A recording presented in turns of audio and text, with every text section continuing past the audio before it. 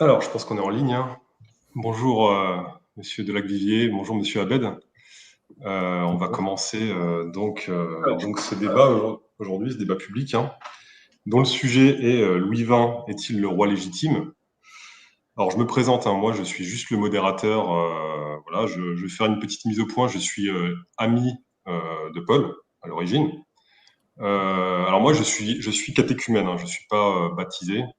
Je suis pas, même si je m'intéresse aux idées légitimistes, je suis pas légitimiste. Je fais partie d'aucune chapelle légitimiste en particulier. Donc voilà, c'est pour préciser mon impartialité dans ce débat. Donc je suis juste là pour modérer le débat.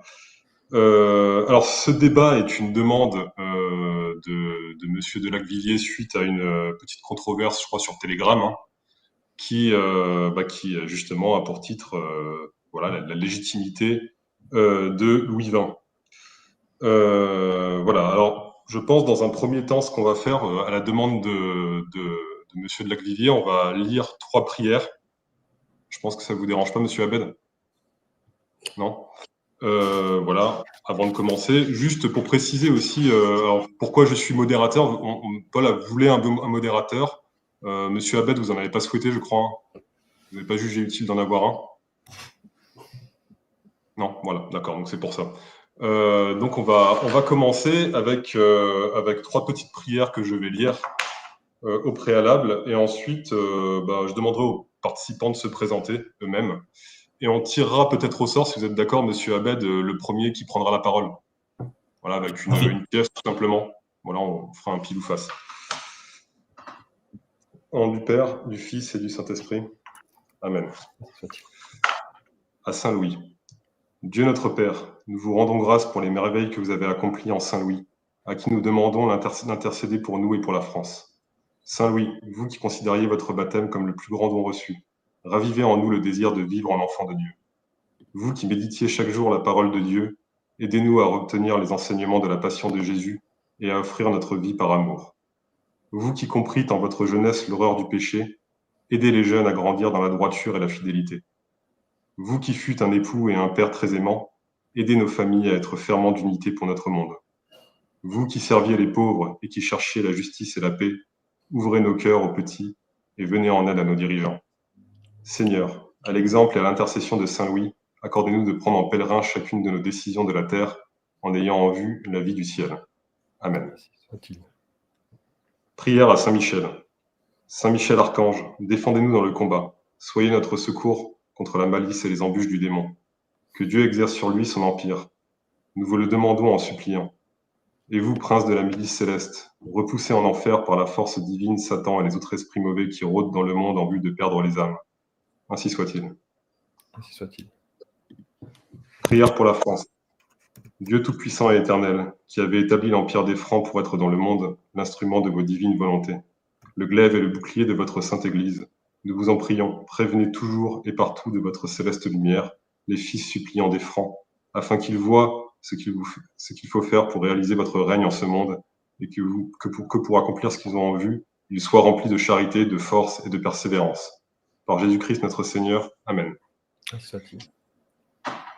Je vais vous demander de vous présenter, hein, l'un et l'autre. Alors, il n'y a pas d'ordre précis, hein, celui qui veut se présenter en premier. Allez-y, hein, pas de problème. D'accord. Très bien. Je m'appelle Paul Delacvivier, j'ai 34 ans, je vis au Japon, je suis père de 6 enfants et je suis un fidèle de la fraternité Saint-Pédis. Et pour ce qui est de ce débat, je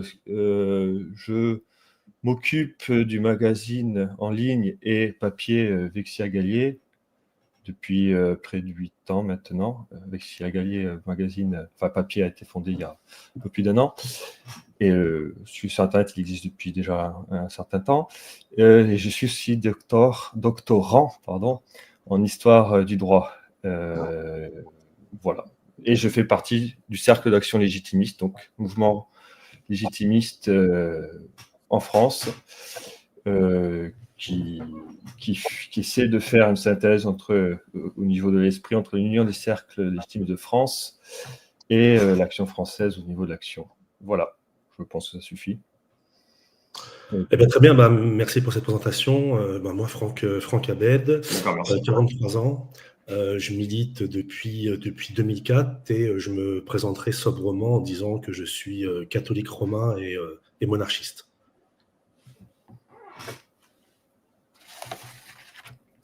D'accord, très bien. Juste pour rappeler un peu le débat, on va donc essayer de rester le plus dans le sujet, le plus possible dans le sujet. On va essayer de respecter un temps de parole alors qui n'est pas défini, mais qui est juste défini par la raison. Et puis, éviter effectivement de couper la parole. On va essayer de rester courtois dans le débat. Est-ce que vous avez une préférence pour le pile ou pour le face, monsieur Abed? Non, peu importe. Non, peu importe. Paul? Face. Enfin, si c'est face, moi, si c'est pile, monsieur Abed. Voilà. Alors, du coup, c'est face. Je montre. Voilà. Donc, je vous laisse commencer, monsieur Laglivier. Je vais arrêter la caméra du coup de mon côté pour que vous soyez mis en valeur tous les deux. Alors je vais commencer. Peut-être le plus simple, je vais juste 2-3 minutes, parce que j'imagine que les auditeurs aussi ne connaissent pas tous la question. C'est savoir, je vais expliquer 2 points simplement. Qu'est-ce que c'est que le légitimisme, rapidement, et quelles sont les lois fondamentales? Donc le légitimisme, c'est Raymond Aron qui fait cette distinction entre les 3 droites, bonapartiste, orléaniste, légitimiste. Et d'un point de vue historique, ça apparaît après la Révolution de Juillet, donc en 1830, où disons que les serviteurs des rois traditionnels, Louis XVIII, à cette époque-là, Charles X, pardon, et Louis XVIII avant, se retrouvent, il y a donc cette révolution, et on les appelle donc les légitimistes, donc, qui suivent les règles traditionnelles du droit monarchique en France. Et ça a duré jusqu'à aujourd'hui, avec une restauration ratée dans les années 1870 avec Henri V, le comte de Chambord. Et ça continue. Et aujourd'hui, donc, si on suit les lois fondamentales, qui sont la constitution coutumière du Royaume de France, le roi actuel, l'aîné des Bourbons, de la maison des Bourbons, donc c'est Louis XX. Donc ça, c'est le légitimisme. Donc c'est finalement un mouvement politique qui existe depuis longtemps, en tant que tel, avec ce nom après 1830, et qui se relie donc à la longue tradition française et catholique. Et simplement, les lois fondamentales, parce qu'en fait, le principe du légitimisme, c'est ça, c'est-à-dire qu'il n'y a pas de culte de la personnalité, on ne cherche pas on cherche à se soumettre aux anciennes traditions, toujours d'actualité, qui font la spécificité de la France, d'ailleurs, à ce sujet, qu'on appelle les lois fondamentales du Royaume de France, et qui consistent essentiellement à des règles, on dit, de dévolution de la couronne, donc c'est-à-dire pour gérer la succession. Et la particularité, c'est que c'est la loi dite salique, donc par les mâles, l'aîné, issu d'un mariage légitime catholique. Ce qui fait que ça, c'est une spécificité française. Selon les pays, c'est pas les mêmes lois, c'est pas les mêmes règles de succession dans les différents pays. En France, il n'y a pas de vacances du trône. Vive le roi est mort, vive le roi. Et automatiquement, la couronne est dévolue, le mort saisit le vif, sans qu'il y ait de décision humaine. Voilà, je pense que pour poser le débat, et puis je laisse la parole à monsieur Abed pour y aller. Au départ, vous avez dit qui avait fait la distinction des 3 droites? Vous avez dit quelle personne était, vous avez dit? Monsieur Raymond Aron, il me semble, hein, si je ne me trompe pas, mais vous allez me corriger si je me... Oui, c'est René Raymond, mais c'est pas grave.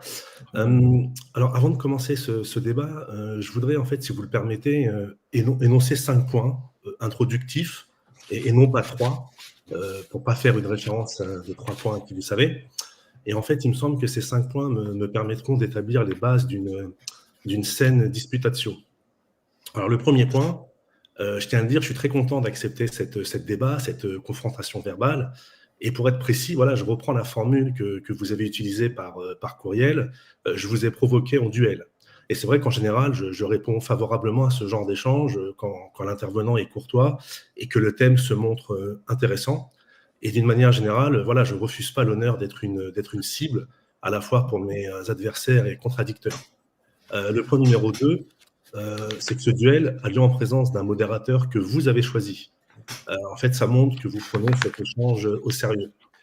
Le troisième point, donc le modérateur, je ne le connais pas, et tous ceux qui me connaissent savent que je ne juge jamais sans savoir reconnaître. C'est-à-dire que je ne dirais pas maintenant que c'est un mauvais choix en amont du débat. Ce ne serait pas juste de donner un avis avant la tenue de la joute verbale sur la qualité du modérateur. Par contre, j'insiste vraiment là-dessus. Je dis clairement que le rôle du modérateur sera central, essentiel, majeur pour la qualité des échanges, et je compte vraiment sur son sens de la justice, son impartialité et l'équité. Mon quatrième point, c'est, je le dis toujours depuis plus de 20 ans, la politique n'est pas une affaire personnelle, c'est une question d'idées, de doctrine, de concepts, de faits. C'est-à-dire que les considérations romantiques, personnelles, sentimentales, voire même ataviques, n'ont pas leur place dans ce genre de discussion.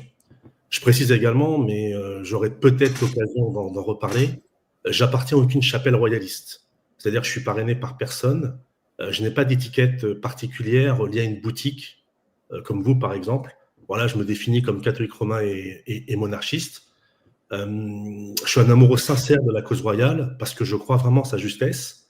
Et en fait, ma seule bannière politique et religieuse, en fait, est celle de la vérité avec un grand V.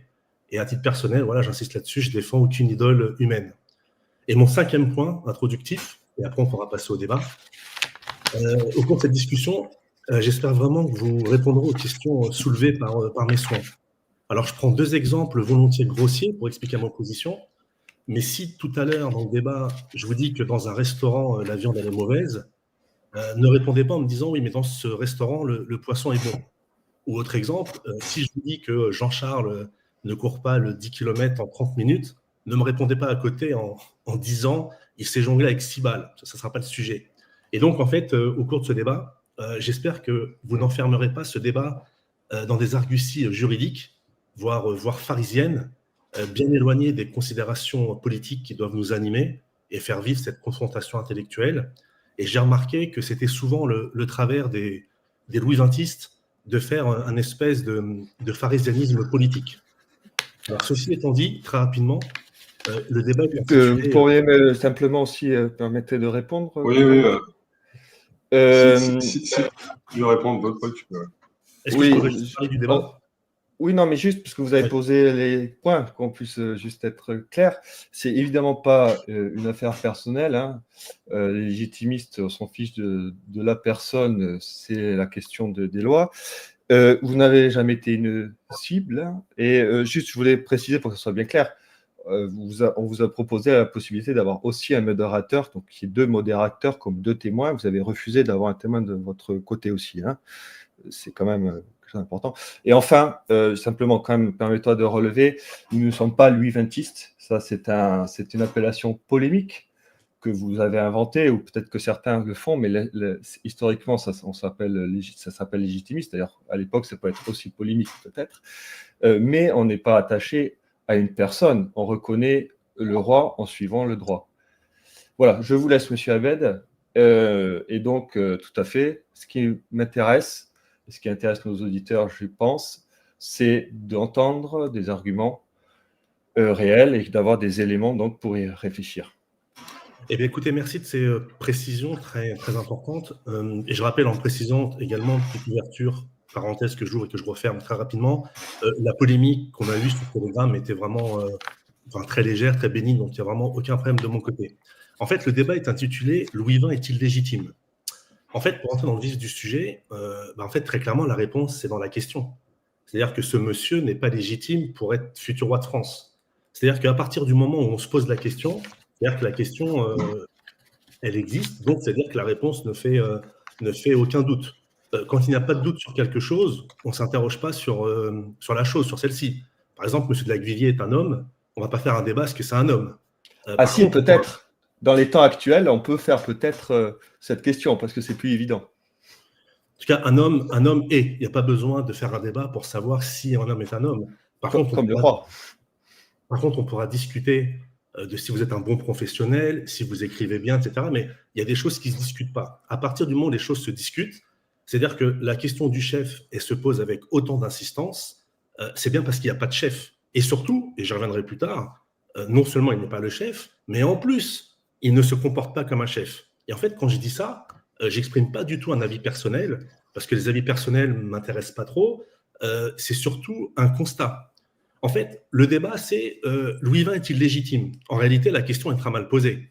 En fait, l'appeler Louis XX, je le fais par commodité, c'est lui reconnaître une légitimité qu'il n'a pas.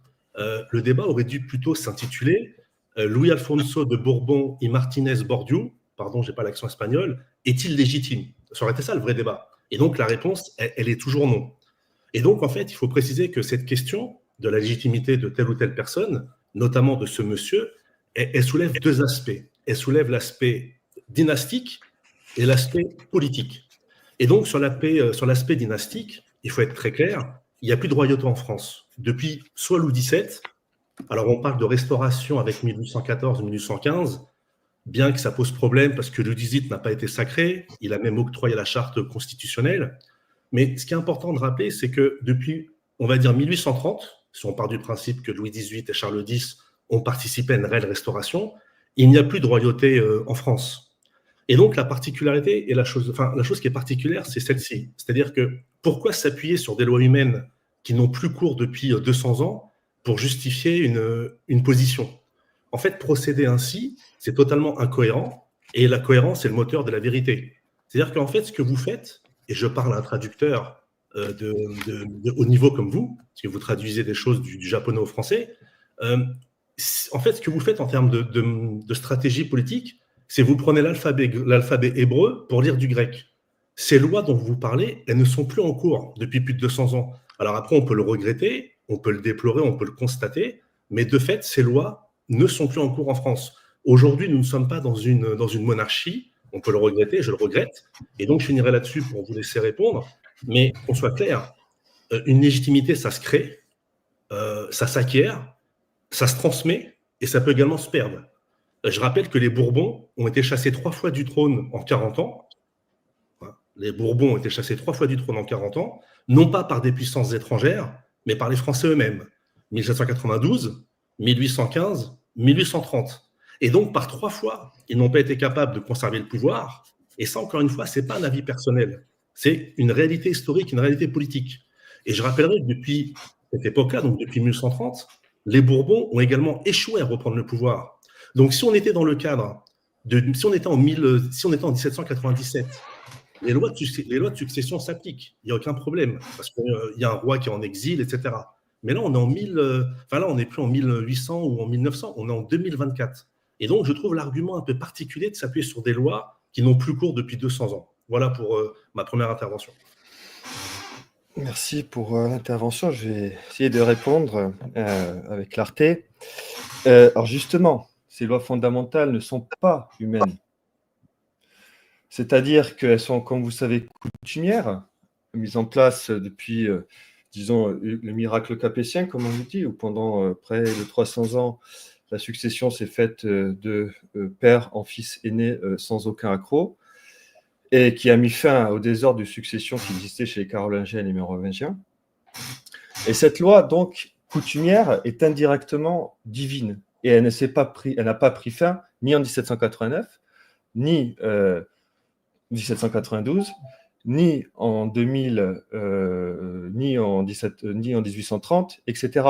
C'est tellement vrai d'ailleurs que la restauration a été possible, que le légitimisme a continué d'exister, et j'irai même plus loin, c'est que même la République française aujourd'hui, les tribunaux de la République française le reconnaissent, que ces lois sont toujours d'actualité, en particulier quand il y a eu cette dispute entre les Orléans et le duc d'Anjou de l'époque, sur qui devait porter les armes pleines de France. Donc c'est une distinction héraldique, mais les armes pleines de France ne peuvent être portées que par le roi. Et ce qui est intéressant, c'est que la République, qui n'a a priori rien à voir avec le sujet, les tribunaux de la République ont jugé que effectivement c'était le duc d'Anjou qui exclusivement avait le droit de porter ses armes exclusivement par rapport aux autres. Donc, ce qui montre bien que ce droit n'est pas mort. Et deuxièmement, vous avez dit que les Français ont expulsé par 3 fois les Bourbons. C'est faux. Vous le savez très bien en tant qu'historien. 1792, c'est une révolution par les révolutionnaires au début de la Terreur, une minorité de minorités qui prend le pouvoir à Paris et qui, rien du tout, ça n'a rien avec la France. Dire que c'est la France qui a expulsé les Bourbons, c'est dire la révolution a été faite par les Français, ce qui est tout à fait faux. Vous savez très bien comment ça a été fait, par un complot sur complot, par terreur, crainte, etc. Idem pour 1815, les 100 jours, c'est un coup d'État de Napoléon. Et idem pour 1830, c'est 3 personnes qui font, pas 3 personnes, mais des barricades qui sont très faibles sur Paris, et c'est le roi lui-même, c'est le traumatisme certainement des temps de la Révolution, qui va nommer le duc d'Orléans de l'époque lieutenant général. Sauf qu'après, il a un peu usurpé, sur pression peut-être d'autres personnes, ça c'est encore un autre sujet, il ne faut pas jeter la pierre, mais c'est tout à fait différent sur cet aspect-là. Mais surtout, et là après je vais vous laisser la parole, ce qui est vraiment très important, ce n'est pas une question juridique, c'est une question, quelle est la réalité? Et les lois en France, et même ce qui fait l'histoire de France, parce que si vous prenez les Flandres, si vous prenez la Gascogne, si vous prenez la Bretagne, qui n'ont a priori rien en commun, à part leur roi dans l'histoire, ce qui fait la France, et ce qui a fait la France, c'est le roi, et notre position légitimiste, c'est de bien dire, en fait, nous avons un roi, qu'on le veuille ou pas, qu'on l'accepte ou pas, comme nous avons un père dans notre famille. On peut l'avoir oublié, on peut l'avoir...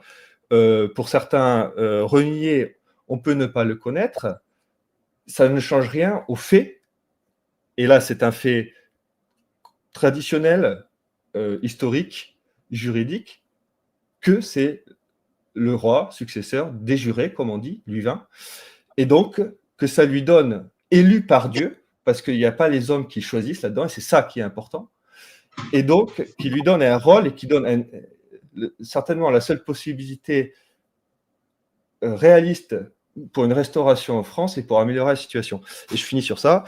J'avais pas une question, c'est il y a l'aspect dynastique, comme vous disiez, et vous disiez l'aspect politique. Et qu'est-ce que vous entendez par politique quand vous dites politique?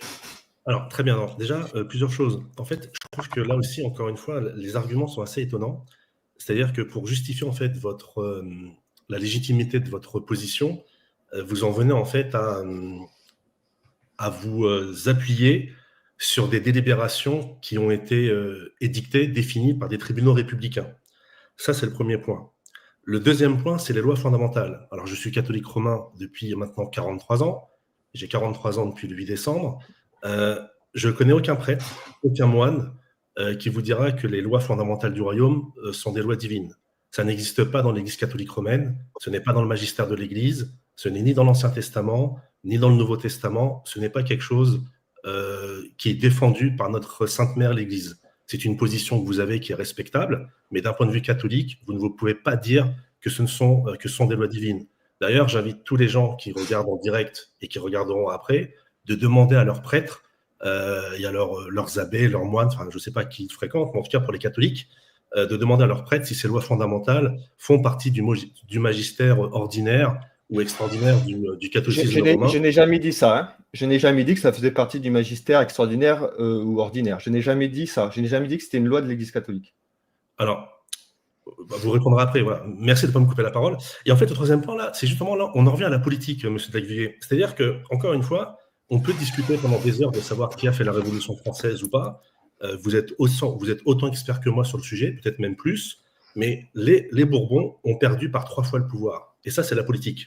Il y a quelque chose qui est très choquant, c'est que vous dites vous-même, la Révolution française, elle a été faite par une minorité de minorités. Alors, je passe sur les théories du complot, etc. Je laisse ça à d'autres, mais c'est quand même inquiétant. C'est-à-dire que vous avez un roi qui incarne le pouvoir, et vous dites vous-même, M. Paul de Lacvivier, un 23 décembre 2024, à 11h55, vous dites vous-même que ce roi a perdu le pouvoir à cause d'une minorité de minorités. Donc, je suis désolé, j'ai beaucoup d'affection pour Louis XVI. J'ai fait une petite conférence sur le sujet. Dans un mois, on lui rendra hommage à Nantes avec nos amis, mais Si un roi perd le pouvoir par une minorité, c'est qu'il n'est pas apte en fait à le garder. On peut le regretter, on peut le déplorer, mais encore une fois, il faut prendre les faits historiques. Donc, je maintiens cette position. Ces lois ne sont pas divines, premièrement, ce sont des lois humaines. Le terme loi fondamentale du royaume a été même inventé par un protestant. Et c'est drôle que vous, catholiques de tradition, attachés à la fraternité sacerdotale Saint-Pie X, fondée par Monseigneur Lefebvre, vous mettiez autant en avant une expression qui est un peu piégeante, qui a été créée par un protestant, et en même temps, c'est pas étonnant, parce que tout à l'heure, vous êtes défendu en mettant en avant les jugements des tribunaux républicains au sujet de la capacité que telle ou telle famille a le droit de porter des armes.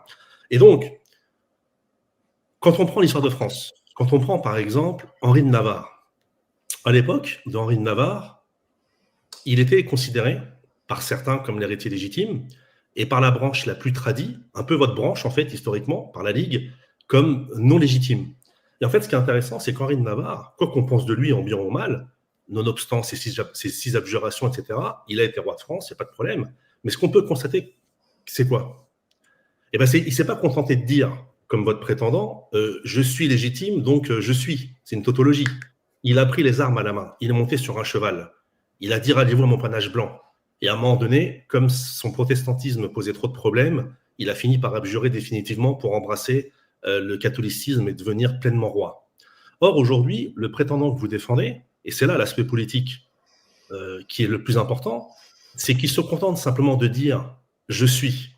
Or, que ça soit Louis XIV enfant durant la Fronde, ou même Saint-Louis, ou même Henri de Navarre, ils se sont battus pour avoir...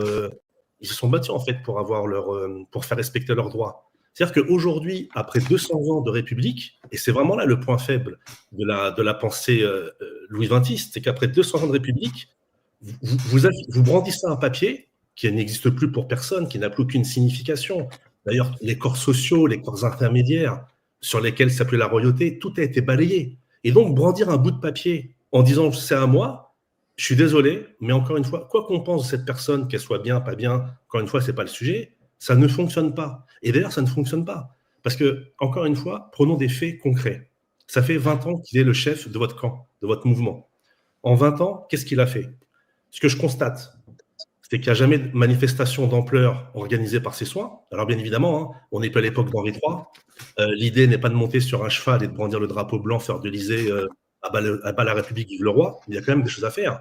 Donc ce que je constate, c'est qu'il n'y a aucune manifestation d'ampleur organisée par ses soutiens.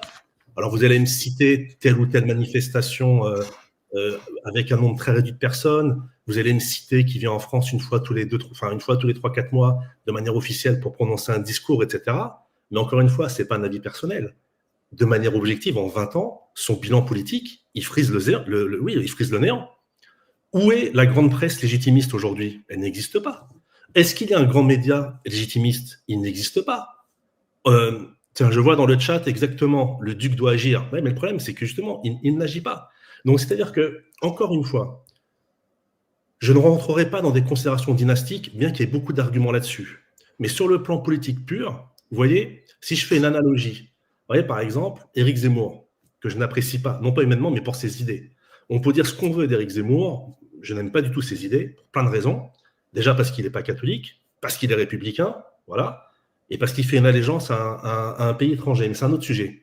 Mais au moins, Éric Zemmour, en 2021, il a pris le risque de sortir de son poste de chroniqueur pour se jeter dans l'arène politique. Alors, on peut ne pas apprécier son combat, on peut ne pas l'apprécier humainement, etc. Mais il a quand même eu le courage de ses convictions. Donc aujourd'hui, brandir un argument juridique en disant si, les lois fondamentales du royaume, elles existent dans un pays qui est déchristianisé, dans un pays après 200 ans de république, mais déjà, il y a deux sujets. Un, c'est une erreur tactique et intellectuelle de penser ainsi, mais de deux, vous ne pourrez jamais reprendre le pouvoir de cette façon-là. Et encore une fois, dire cela, ce n'est pas méchant. C'est simplement de constater la réalité. Encore une fois, Henri III ne s'est pas contenté de dire « je suis roi ». Et il y a aussi un autre point qui est très important. Je passe ces déclarations ambiguës, mais il y a une déclaration parmi d'autres qui est très, très révélatrice. C'est quand il dit « si les Français m'appellent, je suis prêt ». Mais dans la vie, ça ne marche pas comme ça. C'est au chef de montrer c'est au chef de montrer l'élan. et d'avoir justement de l'allant. C'est au chef de se mettre à la tête de ses troupes. Et en fait, on se retrouve un peu avec la configuration de la Révolution française, où la grande noblesse, elle a émigré, et ils ont laissé, bon, bah, moi j'habite pas très loin, hein, c'est pas un secret, ils ont laissé l'Ouest sans commandement. Voilà. Lorsque Artois, lorsque le futur Charles X est à Quiberon, il ne descend pas du bateau. Napoléon, lorsqu'il a appris cette histoire, qu'est-ce qu'il a dit? Il a dit, mais si j'avais été le prince, j'aurais traversé la Manche sur une coquille de noix. Lorsque l'émissaire du futur Charles X est sur la plage, il dit à Charette, bah voilà, je vous donne une épée, c'est bien gentil. On va peut-être laisser la parole à M. de Lacvivier pour qu'il puisse répondre quand même. Oui, donc je note qu'en fait, à part le fait que vous dites que c'est un bout de papier, pour l'instant, vous n'avez apporté aucun argument contre la légitimité du roi.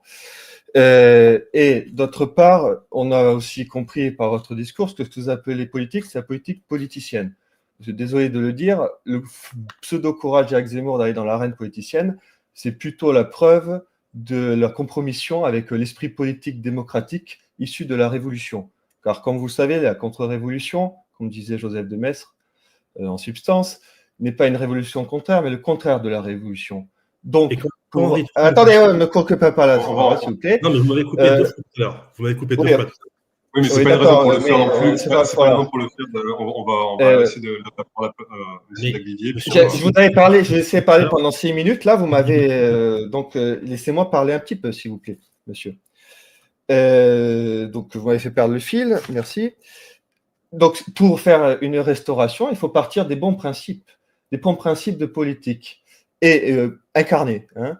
Et la politique, donc, c'est pas de l'activisme. La politique, c'est la protection du bien commun. Et la protection du bien commun ne fait pas de bruit, car comme le dit l'adage, le bruit ne fait pas de bien, et le bien ne fait pas de bruit. Notre roi ne fait pas de bruit. Et nous, légitimistes, effectivement, si une situation à l'Henri III, enfin plutôt à Henri de Navarre, serait faisable, on serait tous très heureux. Mais aujourd'hui, comment vous pouvez demander à un roi dont les sujets ne font pas le travail de faire de l'activisme idiot? Ça serait jouer le jeu de la Révolution et empêcher toute restauration saine. C'est pas pour rien que Henri VI a été si intransigeant sur l'histoire du drapeau blanc, parce qu'il ne voulait pas d'une restauration qui ne lui donnait pas les outils pour pouvoir mettre fin à cette révolution qui fait souffrir la France. Et j'ajouterai 2 autres petits points, et je vous relaisse la parole. C'est que, en tant que profondément catholique, il faut avoir une vision eschatologique de ce qui se passe. Ce que nous vivons, la France le mérite. Et le pauvre roi Louis XX n'avait a priori, et il n'a pas le choix d'être roi, il n'a pas choisi, il n'a pas voulu être dans l'arène, il est né comme ça. Et je rappellerai au passage qu'il n'était même pas destiné à être roi, puisque son frère aîné est mort quand lui-même avait donc 12 ans, et son père, ou 10 ans plutôt, et son père est mort dans un accident affreux du ski où il a été quasiment décapité, quand lui-même avait 15 ans. Donc il se retrouvait roi des jurés tout jeune, et c'était pas du tout évident qu'il reprenne le flambeau. Et il l'a repris quand même. Et je pourrais citer beaucoup de choses, mais je vais juste vous citer une parole du roi, toute courte, pour vous montrer qu'est-ce qu'il peut dire. Par exemple, ce qu'il a dit à l'occasion des Jeux Olympiques et la cérémonie d'ouverture. Et il y a ce passage dans sa déclaration, il dit ceci. À tous les Français qui se sont sentis humiliés et bafoués, à tous les sportifs ayant le sens du sacré et du religieux, à tous les autres peuples de la terre qui ont été outragés, je vous le dis, la France n'est pas le spectacle auquel vous avez assisté. Cela n'était que l'émanation d'idéologues qui ont piétiné un héritage millénaire dont ils sont pourtant redevables. Une cérémonie d'une telle ampleur ne peut être que pensée et réfléchie à l'avance. Rien n'est dû au hasard ou à la maladresse. Notre pays subit les assauts toujours plus violents de cette idéologie profondément contre nature et destructrice. Ainsi, chaque jour de manière plus pressante à nous, Français, de choisir le modèle que nous voulons pour la France. Il nous faut rebâtir notre patrie chérie et construire un avenir solide, crédible, ancré dans les traditions, le respect et l'union. Donc, à nous de répondre à l'appel du roi et à travailler pour lui, au lieu de disperser les forces dans de l'activisme inutile. Merci bien. Donc, j'espère que tout à l'heure, quand je serai peut-être à nouveau coupé, que le modérateur interviendra de manière aussi vigoureuse qu'à l'instant, quand j'ai moi-même coupé M. de Lacvivier. Concernant ce que vous avez dit, il y a énormément de points qui sont très choquants. Encore une fois, j'ai pris volontiers l'exemple d'Éric Zemmour, parce que tous ceux qui me connaissent savent très bien que pour moi, ce n'est pas une référence politique. L'idée n'est pas de réduire l'action politique de ce monsieur ou d'une autre personne à de l'activisme bête et méchant. L'activité politique, elle peut prendre plusieurs formes. Il peut écrire un livre, par exemple. Il ne l'a pas fait. Il pourrait faire un tour de France en faisant des conférences pour parler de la culture, de l'histoire. Si à la rigueur, on nous dit il ne veut pas parler de politique parce qu'il y a des lois, c'est compliqué, très bien. Mais il pourrait se faire connaître par le biais de la culture. Il ne le fait pas. Ça fait 20 ans que ça dure. Il y a 20 ans, quand j'ai commencé la politique, j'ai un très bon ami, dont je tairai les noms, et que vous devez peut-être connaître, M. Lacvivier, un très bon ami, qui est dans l'entourage de votre chef. Il y a 20 ans, il me disait, cet ami, il disait, mais tu sais, Franck, le prince, c'est mal entouré. Donc, il y a 20 ans, je peux le comprendre. Quand on a son âge, et quand je revois mon ami, et que cet ami me dit, il est toujours mal entouré, quand à 20 ans, on est mal entouré, c'est de la faute de l'entourage. Quand à plus de 40 ans, on est toujours mal entouré, ce n'est plus de la faute de l'entourage, c'est de la faute de la personne. Donc, loin de moi de vouloir réduire l'action politique à quelque chose de vulgaire, mais comme vous l'avez fait, mais on ne demande pas encore une fois au roi, au futur roi de France, de distribuer des tracts ou pas. On dit simplement qu'il doit montrer une action, qu'il doit montrer un chemin, qu'il doit imprimer sa marque. Or, force est de constater, vous pourrez dire tout ce que vous voulez, il ne le fait pas depuis plus de 20 ans. Vous appuyez sur une proposition qui est la suivante. Il y a des lois qui déterminent que, déjà, premièrement, c'est très controversé. Il faut rappeler qu'après la mort du comte de Chambord, la grande majorité des royalistes s'est tournée vers les Orléans et que les Bourbons dits d'Espagne, etc., ont été oubliés pendant plus de 50, 60, 70 ans. C'est après la Deuxième Guerre mondiale, à cause de Maurras, etc., que ce qu'on a appelé le légitimisme est revenu en vogue. Donc en fait, quand vous vous appuyez sur ces lois, on voit bien que ce n'est pas aussi, c'est pas aussi évident que ça. Et on pourrait remonter encore plus loin.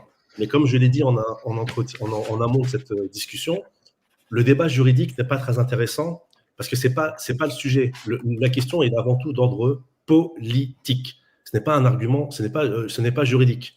D'ailleurs, on le voit bien avec ce qui se passe aujourd'hui dans le monde entier, avec ce qui se passe en Ukraine ou en Terre Sainte, malheureusement. Brandir un bout de papier pour évoquer sa légitimité, ça ne résiste pas, dans le concert des nations, au fracas des armes. Donc oui, je suis désolé, sur la légitimité politique, il n'a aucune légitimité politique. On n'est pas dans le cadre d'une succession, comme je l'ai dit tout à l'heure.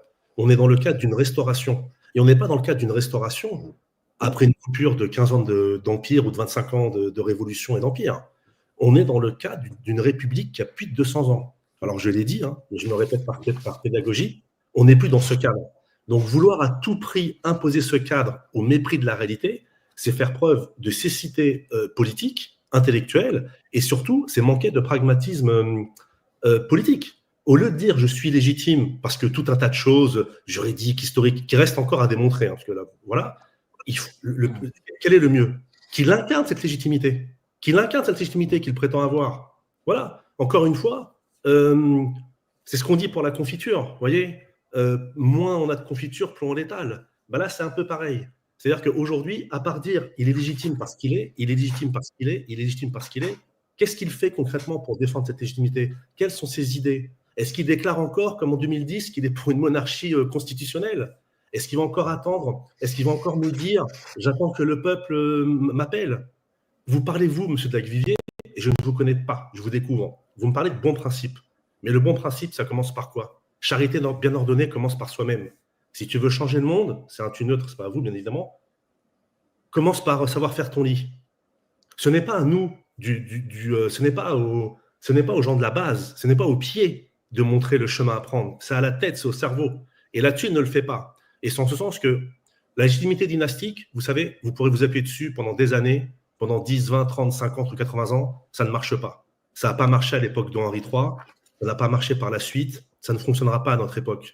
Donc, on peut en parler pendant des heures. On peut parler de test ADN, on peut parler de son ancêtre, qui est peut-être non pas le fils du roi, mais le fils de Godoy. On peut parler de tout ça. Mais je ne pense pas que ce soit le plus intéressant pour nos auditeurs et pour la France qui est au bord du gouffre. Donc oui, la France est au bord du gouffre. Et vous ne pourrez pas redresser la France, monsieur de Laguillier, avec une pétition de principe en disant « Je défends un homme qui a la nationalité espagnole, qui a prêté serment au drapeau espagnol, qui a fait son service militaire en Espagne, et puis surtout, voilà, encore une fois, il ne fait rien depuis 35 ans. C'est quand même, enfin, ça le plus inquiétant. C'est qu'à chaque fois que je rencontre quelques louis-vintistes ou légitimistes, comme vous appelez, à part dire illégitime, oui, d'accord, mais qu'est-ce qui te dit qu'il est légitime à part un argument juridique, je finis 30 secondes, à part un argument juridique qui est hyper contestable. Même à l'époque d'Henri III, les gens dont vous vous rapprochez le plus, notamment les Guises, avec le Charles X qui n'a pas régné, même à l'époque de ces lois, déjà, elles étaient contestées. Et on est dans un cadre avec une société catholique, avec une société en ordre, avec un pape, etc. Et donc aujourd'hui, avec une société complètement déstructurée, qui n'a plus justement les cadres de l'ancien régime ou de la société légitime ou de la France de son gouvernement naturel, vous continuez à brandir quelque chose un peu comme un vœu pieux. Vous répétez ça en boucle. Moi, je dis la chose très suivante. S'il est légitime, qu'il le soit d'abord sur la politique. Encore une fois, ce qui fonde la légitimité, c'est pas le fait de le dire, c'est simplement de l'être. C'est vraiment quelque chose de vraiment très important à comprendre. Alors, on va attaquer, là je préviens juste, on va attaquer les 20 dernières minutes du débat. Voilà, ouais. pour vous me tenir au courant du temps qui reste. Merci. Donc, vous avez dit, effectivement, il faut être légitime et le roi l'est de naissance. Vous avez soulevé plusieurs points. Vous dites que les lois fondamentales sont discutées ou je ne sais quoi, mais pas du tout. Hein. Tous les historiens du droit sont excessivement d'accord sur ça. Et les orléanistes, quand ils les attaquent, c'est très minoritaire d'un point de vue universitaire et ça ne tient pas sur l'histoire. Je renvoie à ceux qui sont intéressés à de nombreux auteurs, par exemple le baron de Pinotto à l'époque qui a fait un travail immense sur le sujet, lui-même noblesse d'empire, mais qui avait bien reconnu que le roi légitime en France était le descendant des Bourbons, Stéphane Réas, d'autres, Barbet, il y en a des pléthores depuis longtemps. Les rois d'Espagne, c'est-à-dire quand les légitimistes, aussi, parce que sur ça, il faut juste y répondre en une seconde, après la mort d'Henri V, tout le monde ne s'est pas rué immédiatement chez les orléanistes non plus, et surtout les rois d'Espagne ont toujours bien revendiqué qu'ils étaient aussi rois de France, mais évidemment, il y avait un double problème, et c'est certainement providentiel de l'époque, c'est qu'il ne s'était jamais trouvé la situation qu'il y avait un roi de France qui était aussi roi d'Espagne ou inversement, et que quand vous avez staté la nationalité, comme vous savez, hein, l'histoire de nationalité est complètement à côté de la plaque, puisque ça c'est quelque chose de révolutionnaire, hein, ça c'est pour le coup quelque chose de papier. Ce qui fait qu'on est français ou pas français, pour le roi c'est d'être de la maison de France, et pour nous c'est d'être sujet du roi de France, et finalement de faire notre travail de français. Et là, moi en tant que catholique, là, vous m'avez aussi, je ne sais pas pourquoi, rapproché du Gut de Guise. Moi, je me rapproche plutôt de l'arrêt Lemestre. Paris assiégé par justement, tenu par les catholiques et la Ligue catholique. Lemestre, donc au Parlement, va faire cet arrêt, dit Lemestre, qui réaffirme la légitimité donc d'Henri IV, malgré les risques qu'il encourait pour sa propre personne, puisque la ville n'était pas pour Henri de Navarre. Mais passons, ça c'est secondaire. Je vais revenir sur cet aspect providentiel. On n'a pas à chercher avec l'histoire de Maurras comme ça. Qu'est-ce qui s'est passé? Il y a eu la restauration en Espagne après Franco, et là il y a quelque chose de providentiel qui se passe. C'est pas la branche aînée, c'est pas l'aîné qui monte sur le trône, c'est le cadet qui libère l'aîné pour le royaume de France. Et donc, la question, le fond du fond sur ça, c'est à la fois avoir un côté très catholique et de prendre providentiellement ce qui nous passe aujourd'hui, tout en prenant la réalité politique en France, qui est forcément de nature providentielle. Vous connaissez forcément la mission providentielle de la France, la Gestis Dei per Francos. La France, ce n'est pas n'importe quel pays, fondé par Clovis, promesse du baptême, pour accomplir une certaine mission, et avec ces lois de succession tout à fait spécifiques qui font que seule, à ma connaissance, seule la France, mais seule la France sur toute l'humanité, en étant au Japon, je peux bien le constater, par exemple pour l'empereur du Japon, ne laisse aucune possibilité à la volonté humaine de choisir son roi. Et c'est ça le départ. Moi-même, je ne suis pas né légitimiste. Tous ceux que je connais dans notre groupe, par exemple, légitimiste, le sont devenus aussi. Qu'est-ce qui nous appelle? C'est que justement, on ne choisit pas le roi. Et le roi, justement, ne prétend pas, il est. Donc, il ne va pas chercher à se faire connaître pour se faire connaître. On n'est pas dans du people, on ne veut pas du people. On ne veut pas de l'activisme politique pour aller pour faire de l'activisme politique, comme le font tous ces politiciens et plus ils rentrent dedans, plus ils se font pervertir. Et donc, moi, ma question, j'aimerais vous poser une question, puisque vous aviez dit au début du débat que quand on posait des questions, il fallait y répondre franchement. Vous parlez, je crois, dans certains de vos articles d'une 5e dynastie ou ce genre de choses. Alors, pour vous, qui est le roi? Et veuillez répondre à la question comme vous l'aviez bien dit dans les principes du début du débat. Alors, qui est le roi pour vous? Oui, alors je vais répondre à la question, mais d'abord, je voudrais revenir sur ce que vous avez dit. Mais je répondrai à la question et je compte sur le modérateur pour me tirer les oreilles si je ne réponds pas à la question, mais je vais répondre juste après. Mais d'abord, je voudrais rappeler quelque chose. Déjà, l'arrêt Lemestre, il est intéressant parce que justement, vous avez rappelé le contexte et c'était justement contre des rois espagnols. Voilà, donc l'analogie est assez rigolote et amusante. Qui n'était pas de la Maison de France, hein, qui n'était pas la Maison de France. Parce que ce qui compte, c'est pas espagnol, pas espagnol. Il n'y a pas de nationalité à l'époque. Attends, on va laisser répondre M. Abed complètement. Oui, d'accord. Donc, je disais que l'arrêt Lemestre, et c'est intéressant de le citer parce que l'arrêt Lemestre parle justement que des rois espagnols ne peuvent pas régner en France. Donc, cette analogie est assez marrante quand vous la reprenez. Et puis, pour les spécialistes d'histoire et des documents d'archives, aujourd'hui, l'arrêt Lemestre n'existe pas. On a des écrits qui parlent de l'arrêt Lemestre, mais le texte même, on ne l'a pas. Donc, s'il y a un archiviste un jour qui pouvait nous le présenter, c'est très intéressant. Encore une fois, je pense qu'il y a un problème. Peut-être que je me fais mal comprendre. L'idée n'est pas de dire que votre chef doit être un militant politique comme un autre. L'idée n'est pas de le transformer en couleur d'affiche ou autre. On dit simplement que lorsqu'on voit la mouvance dont il se réclame, on voit bien que cette mouvance, elle est dans un désert politique. Elle est dans un désert politique parce qu'il ne se passe pas grand-chose. Et les initiatives que vous menez, qui sont tout à fait respectables, mais fondamentalement, et c'est pas méchant de le dire, ce n'est pas avec ce genre d'initiative que vous reprendrez le pouvoir ou vous participerez à la conquête de l'État. Vous nous dites que ce n'est pas au roi de se mettre en avant. Mais si le roi ne défend pas sa cause, pourquoi voulez-vous que les autres la défendent? Encore une fois, on n'est pas dans un cadre républicain.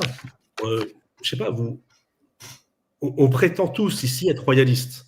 En tout cas, voilà, moi je le suis.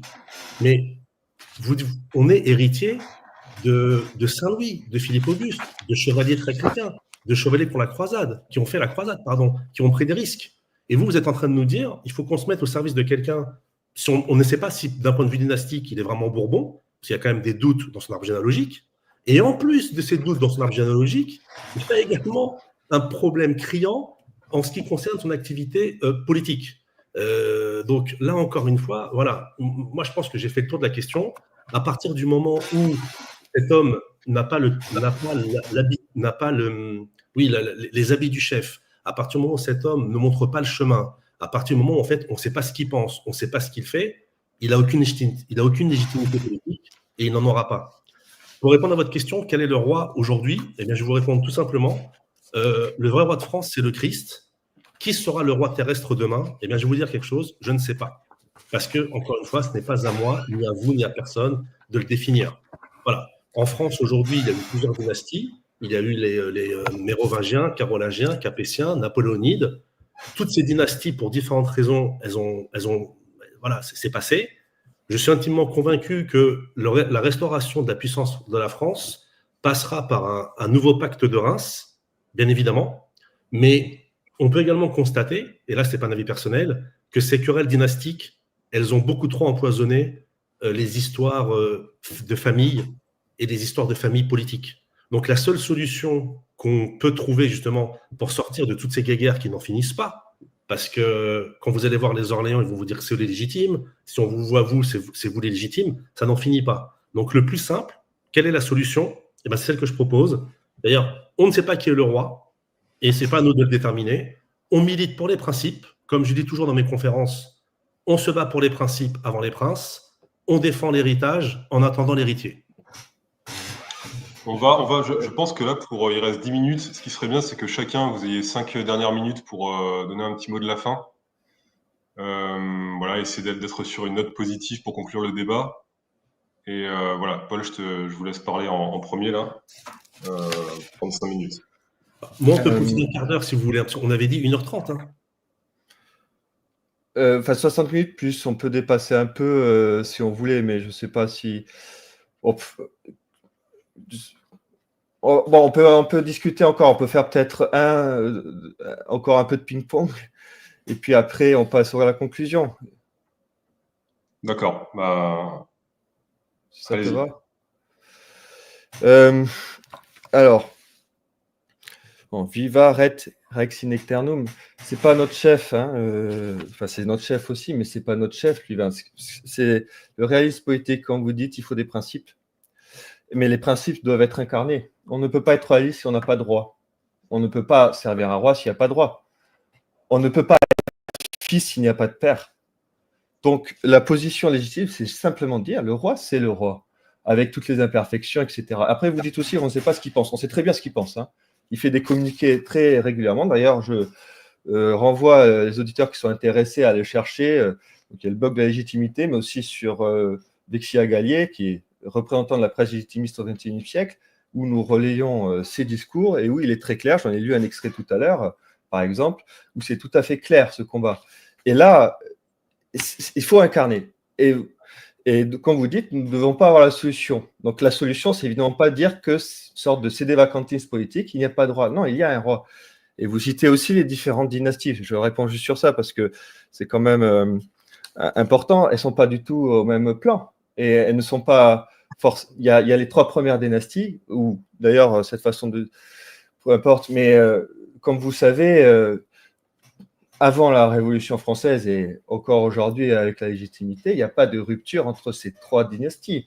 D'ailleurs, Saint-Louis est bien né de son père Louis VIII qui s'est marié avec l'héritière des Carolingiennes. Et enfin, les dynasties aussi, par les arbres généalogiques, étaient réunies. Et clin d'œil à la Providence ou je ne sais quoi, Saint-Louis naît de ce mariage où enfin, pleinement et de façon universelle, Louis IX est par son père le descendant du Capet et par sa mère descendante des Carolingiens. Mais Napoléon Bonaparte n'est absolument pas égal du tout là-dessus. Hein. Napoléon Bonaparte est napoléonide. Alors quand vous mettez en cause...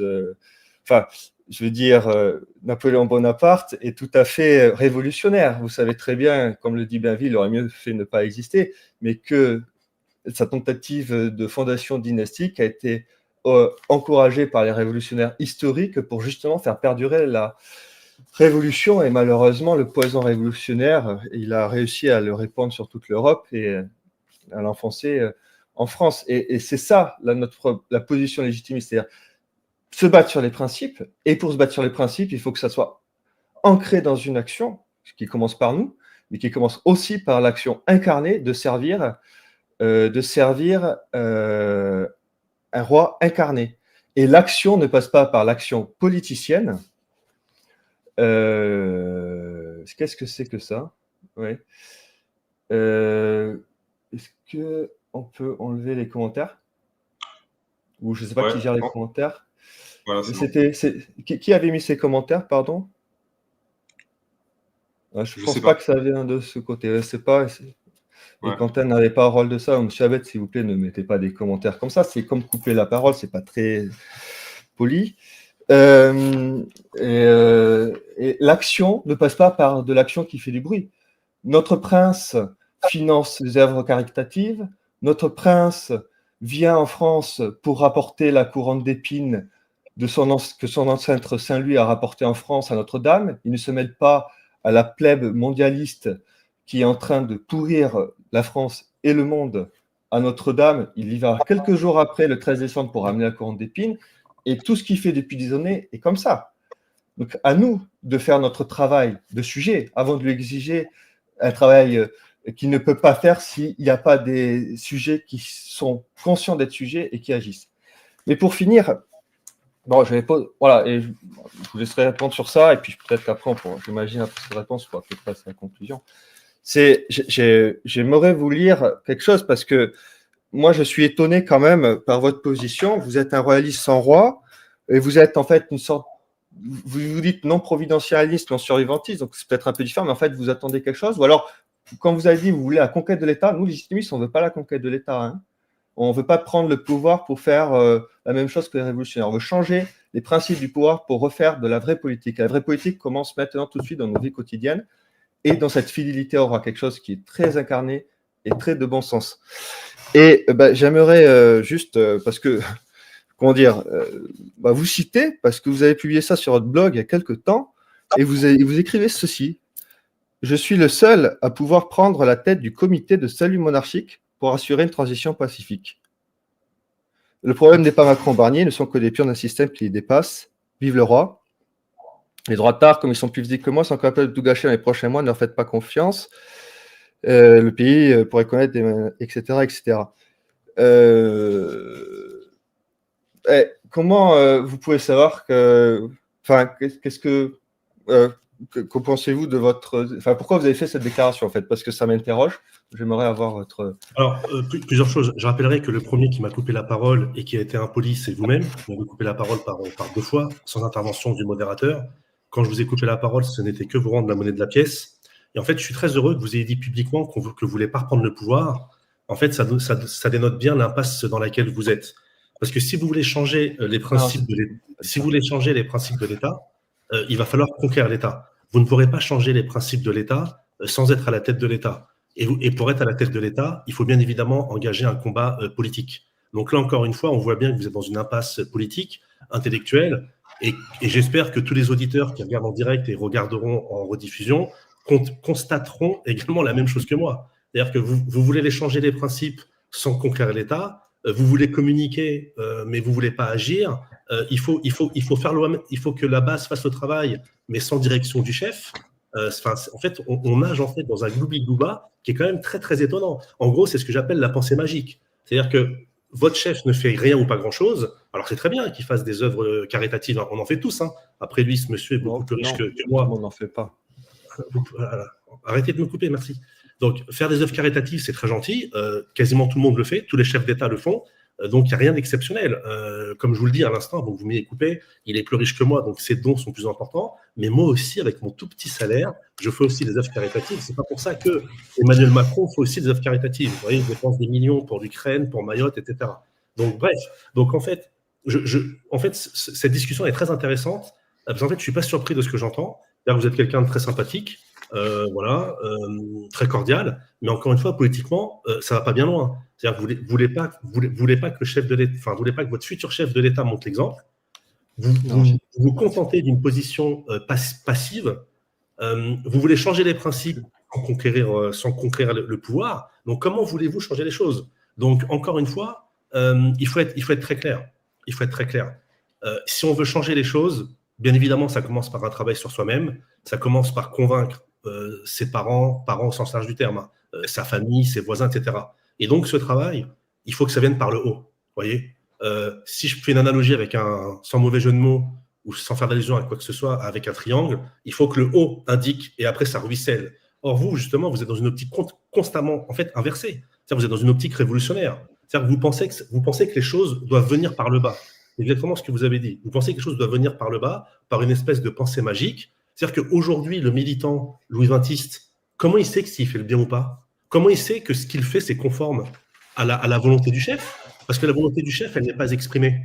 Moi, je suis désolé, mais le communiqué que vous avez lu et que j'ai également été voir, n'importe quelle personne de droite républicaine, un peu conservatrice, qui ne sont pas de mes amis, comme par exemple un Rotellio, un monsieur Bruno Rotellio, ou même une madame Marion Maréchal, pourrait tenir exactement le même propos qu'a tenu votre chef. Donc, quelle est la différence?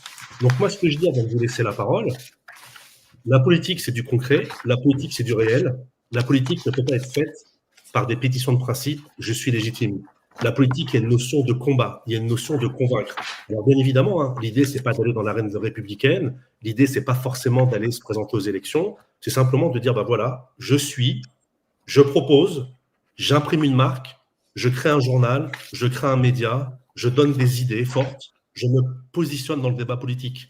Quand il faut réagir à l'actualité espagnole sur son compte Twitter, en langue espagnole d'ailleurs, il le faisait très très régulièrement. Par contre, sur l'actualité française, depuis 20 ans, encore une fois, si ce débat existe, ça montre bien en fait les limites de votre pensée et de votre mode d'action.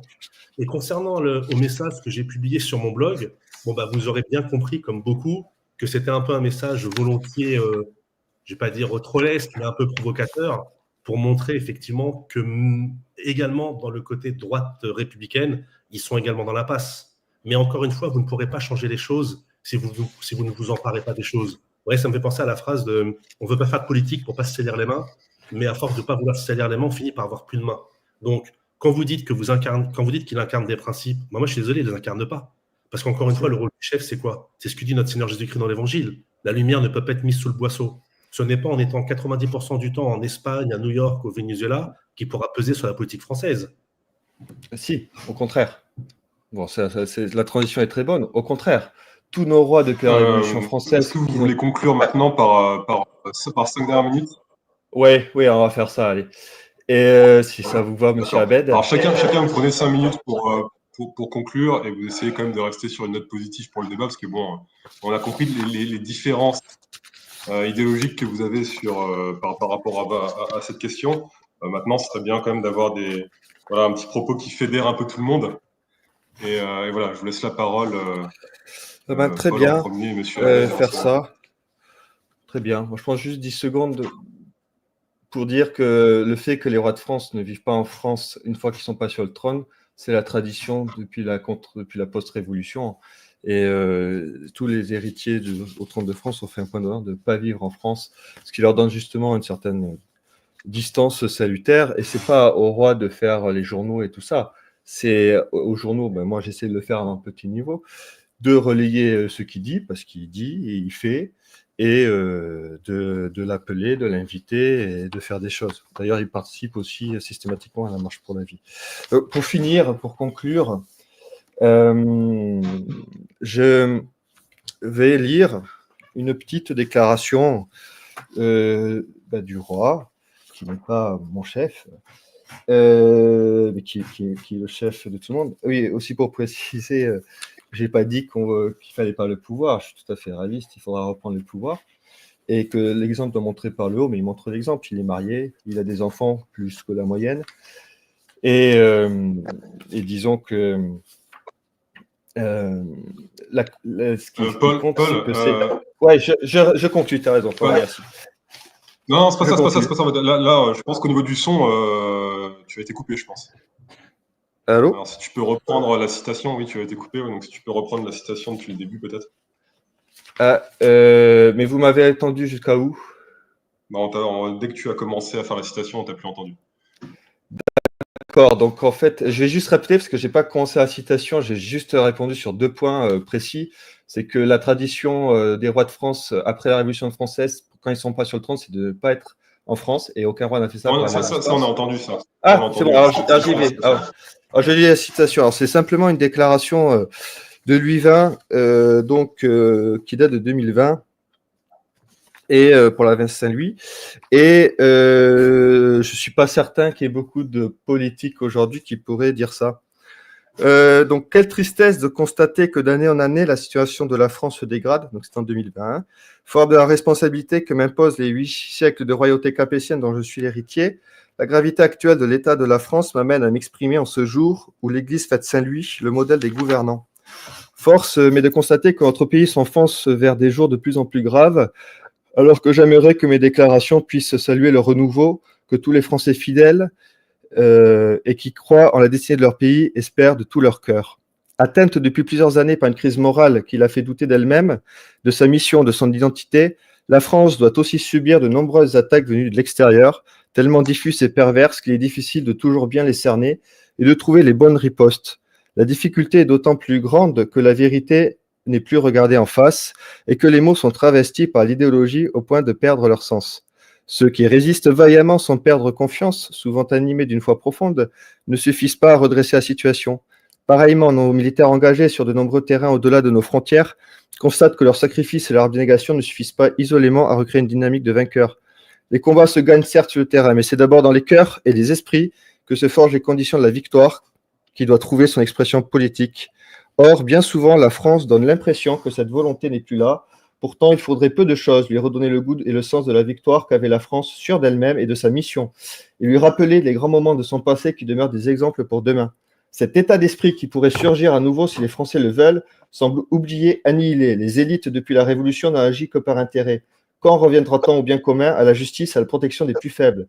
Quand acceptera-t-on de redonner aux mots leur sens et d'oublier qu'il n'y a ni incivilité, ni jeunes sauvageons, mais violence gratuite et nouveaux barbares, sans foi ni loi, qu'il s'agit de combattre et de punir? En effet, chacun de leurs crimes ruine la vie sociale. Or, il est déjà bien difficile pour de nombreux Français déjà confrontés à une situation économique et sociale souvent critique. Or, elle est déjà bien difficile. Pourtant, la dernière crise sanitaire a montré combien nos compatriotes étaient capables de sursaut d'initiative quand l'État ne les oppresse pas, quand il ne les accable pas d'une fiscalité de plus en plus lourde et injuste, puisqu'elle n'assure plus les services publics, même les plus essentiels, quand l'État ne s'attaque pas aux libertés. Les Français, en nombre toujours plus grand, se rendent compte que les institutions ne répondent plus à leurs attentes légitimes. Combien de crises faudra-t-il encore? Combien de sacrifiés pour que les yeux s'ouvrent? Il y a quelques mois, crise sanitaire aidant, des esprits lucides avaient posé la question de savoir si ces événements, dus largement au moins dans leurs conséquences aux erreurs accumulées qui se traduisent par des centaines de milliers de morts, en France, en Europe et dans le monde entier, n'étaient pas à l'occasion de réfléchir au désordre des dernières décennies. Le beau symbole du jour d'après semblait porteur d'avenir. En réalité, quelques mois après, les mauvaises habitudes ont largement triomphé des bonnes résolutions et les jours d'après semblent encore plus catastrophiques que ceux d'avant. Le vote devant une assemblée quasi déserte de la loi dite bioéthique en est la plus éclatante manifestation. Elle est à la fois contraire à l'ordre naturel et à l'éthique. Je saute, c'était sur l'époque. La société de la peur et des contraintes est aussi désormais celle de la mort planifiée. Quel monde avons-nous devant nous? Quel monde laisserons-nous à nos enfants? Je parle ici comme héritier et successeur des rois de France, mais aussi comme père et époux. Je sais combien de jeunes couples sont inquiets pour l'avenir de la société, l'avenir de leurs enfants, de nos enfants. Heureusement, les siècles d'histoire nous apprennent que les situations les plus terribles ne sont pas irréversibles. La France est sortie d'autres périls, et cela même quand elle a failli perdre sa souveraineté comme au temps de Charles VII. La mission de Jeanne d'Arc l'a sauvée d'un péril d'autant plus éminent que l'ennemi était déjà installé sur notre sol. Celle qui est devenue en 1920 la patronne du patriotisme a sauvé le pays et a restauré la monarchie légitime. De tels exemples doivent nous redonner espoir et susciter de nouvelles initiatives pour reconstruire la France. Puisse Saint-Louis, modèle des souverains et des gouvernants, protéger la France et l'aider à renouveler le sens de sa mission. Voilà, je terminerai avec cela. Lui, duc d'Anjou, des jurés Louis XX. Est-ce que, monsieur Abad, vous avez un mot pour conclure, peut-être? Oui, alors plusieurs choses très rapidement, parce que c'est important. C'est ce que j'avais dit en début d'entretien. Je voulais pas qu'on tombe dans le pathos, ou l'atavisme, etc. Et c'est vrai que tout à l'heure, les évocations du frère aîné qui est décédé, du papa, etc., c'est le côté sentimentaliste qui, moi, me dérange. La question n'est pas de savoir s'il était né pour être roi ou pas être roi. La question, c'est qu'est-ce qu'il fait pour être justement digne de ce qu'il dit. D'ailleurs, je note également, et c'est pour ça, moi, j'en appelle toujours aux faits. Ce qui fait la force de mon argumentation, c'est qu'elle ne repose pas sur mes idées. Ce qui fait la puissance de ma rhétorique, c'est que ça ne vient pas de moi. C'est simplement les faits et les constats. Comme M. Lacvivier dit, c'est la tradition politique française, donc après la Révolution, d'être en dehors de France. Constat, on voit bien que sa stratégie ne marche pas pour reprendre le pouvoir. Donc quand M. de Lacvivier nous dit le fait d'être à l'étranger, c'est utile pour la victoire de ses idées, en fait, on voit bien que c'est faux. Et là, encore une fois, moi, j'en appelle aux auditeurs, il y a ceux qui regarderont le débat. Qui parle aujourd'hui entre M. de Lacvivier et moi-même? Qui parle en s'appuyant sur des faits raisonnables? Qui parle en s'appuyant sur des constats objectifs? Moi. Et bien évidemment, la réponse, elle est évidente. Si cette stratégie des rois de France post-révolution, d'être en dehors de la France pour faire de la politique, elle avait été bonne, elle avait donné des bons fruits, et bien aujourd'hui, on n'aurait pas cette discussion. Donc en fait, les faits, toujours les faits. Autre chose qui est très révélateur, M. de Lacvivier nous a une longue déclaration. Alors, je n'ai pas tout entendu, je n'ai pas tout compris, mais ce qui est intéressant dans cette déclaration, c'est que la déclaration elle date de 2020.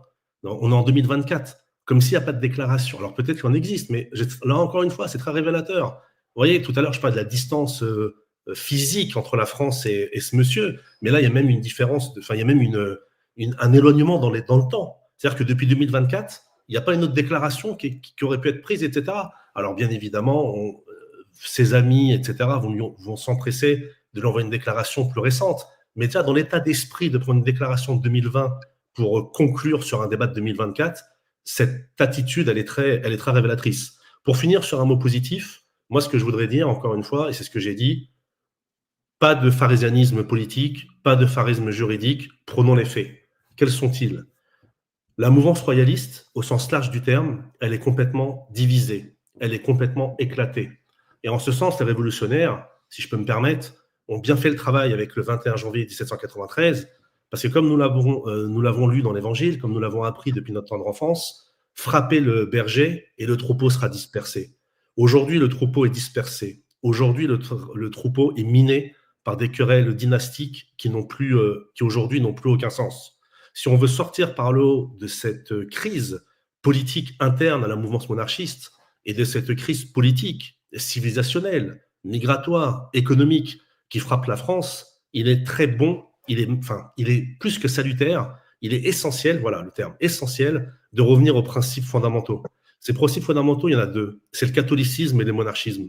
Aujourd'hui, dans le débat public, et c'est malheureux, quasiment personne ne l'incarne. J'ai feuilleté, il y a 2-3 jours, le numéro de Marianne sur les 100 personnalités qui font l'opinion. Je ferai une vidéo là-dessus sûrement. Sur ces 100 personnalités, il y en a peut-être une, peut-être deux grand maximum que je valide à moitié. Donc en fait, on en revient à ce que je disais tout à l'heure. Les faits, plus que les pétitions de principe, les constats, plus que les avis personnels. Si aujourd'hui en France, 2024, parmi les 100 personnalités qui font l'opinion médiatico-politique, il n'y a pas un catholique, un royaliste, qu'est-ce que ça veut dire? Ça veut dire que M. Daguilvidier travaille mal et que moi aussi je travaille mal. Parce que normalement, en tant que royaliste, on a un patrimoine intellectuel, on a un patrimoine religieux, dans mobilier, etc., qui est magnifique. Et dans les 100 personnalités, il n'y a pas de catholiques et de royalistes. Enfin, peut-être un et demi, on va dire. Donc, à un moment donné, comme je vois le dernier message dans le chat de Flavien, vivre en dehors du pays coupe le prétendant de son peuple. Ben voilà, nous, on est sur le terrain. En tout cas, à Nantes, nous, on est sur le terrain. On est sur le terrain constamment, à temps et à contre-temps, comme dit l'apôtre Paul dans ses épîtres. On milite. Le combat est difficile, mais vous ne pourrez pas vous en sortir en vous mettant derrière un chef qui n'incarne pas ce qu'il prétend être. Encore une fois, je veux être très précis dans mon propos. On ne demande pas à votre chef ou au futur roi de France de tenir la main, vous voyez, le côté un peu nominaliste. On ne demande pas au chef d'État, au futur chef d'État, de tenir la main d'un journal et d'écrire son petit édito, son petit article. Non, on lui demande justement d'imprimer un cap. Vous voyez, si je reprends une analogie avec le bateau, on ne demande pas à l'amiral de nettoyer le bateau ou de hisser la voile. On demande à l'amiral de maintenir un cap, de faire en sorte que tous les bateaux aient dans la même direction. Et donc, ce qui fait la force de mon propos, et j'insiste vraiment là-dessus, ce n'est pas parce que c'est moi qui le dis, c'est simplement parce que je suis lucide sur le constat. Si cette mouvance royaliste allait éclater, c'est parce qu'il y a un problème au niveau de l'incarnation. S'il n'y avait pas de problème au niveau de l'incarnation, il n'y aurait pas cette discussion et pas ce débat. Et comme ce problème de l'incarnation ne peut pas être réglé pour des raisons juridiques, politiques, dynastiques, d'atavisme familial, d'atavisme romantique, de sentimentalisme, le sensationnel, il faut s'en tenir aux principes. Et c'est pour ça, c'est tout le sens de mon combat, c'est s'en tenir aux principes catholiques et monarchistes. La politique n'est pas une affaire de personne. Vous voyez, il n'y a pas longtemps, cette année, j'ai eu l'occasion de faire 5-6 conférences publiques, et les gens sont toujours étonnés quand je leur dis, mais vous savez, moi, je ne défends pas une boutique. Hein. Je ne défends pas plus Orléans que M. Bourdieu-Martinez, que Mme Marion Maréchal. Moi, ça ne m'intéresse pas, en fait. Je défends des principes.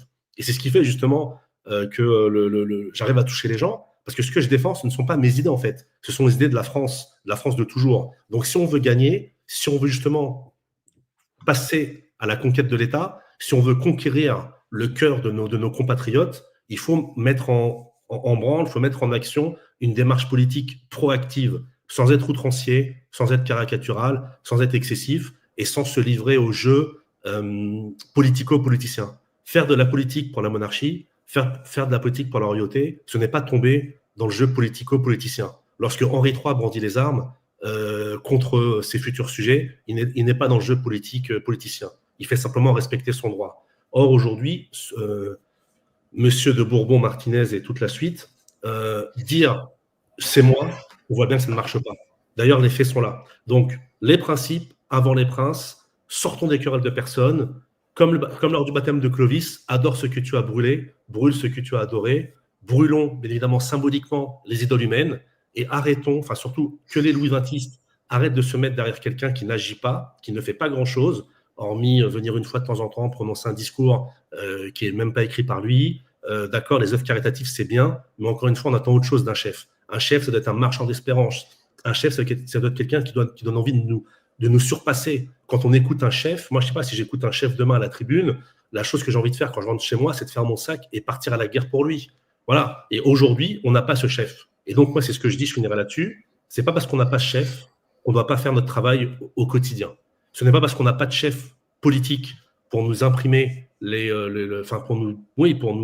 pour désigner une route qu'on ne doit pas faire son travail. Notre travail, on le connaît. Merci, monsieur Abed. Merci, monsieur Delacvilliers. Je pense qu'on va conclure. Voilà, déjà, merci pour la qualité du débat et puis surtout, malgré tout, le respect dans lequel il a été fait et conclu. On va terminer par une petite prière conclusive. Voilà, pour terminer le débat. Au nom du Père, du Fils et du Saint-Esprit. Amen. Sous ta miséricorde, nous nous réfugions, Mère de Dieu. Nos prières ne les méprisent pas dans les nécessités, mais du danger délivre-nous, seul pur, seul béni. Amen. Soit-il.